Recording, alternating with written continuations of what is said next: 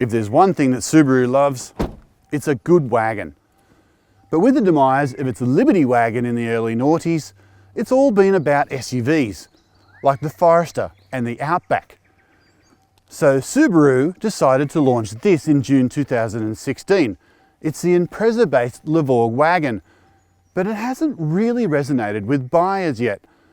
So Subaru has gone back to the drawing board and rejigged the entire lineup. And this is right at the top of the pile. This is the Levorg STI Sport. The STI Sport is a new entrant in a reshuffled Levorg lineup. It costs a shade under $52,000 and comes equipped with a 2-litre turbocharged engine, all-wheel drive and tweaked suspension.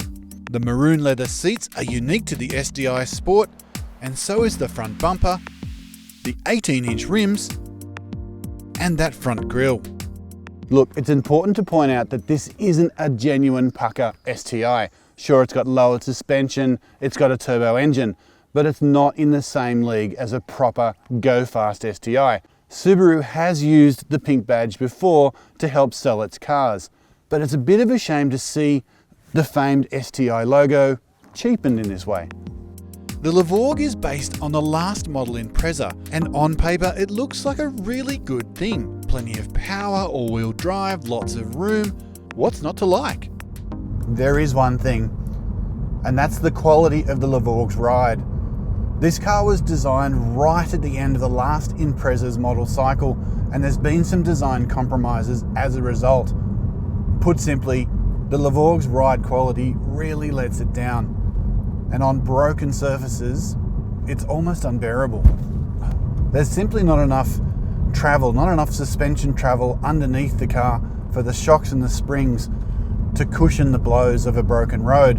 Subaru has spent a lot of money trying to tune that out in this generation of Levorg, but it's not much better.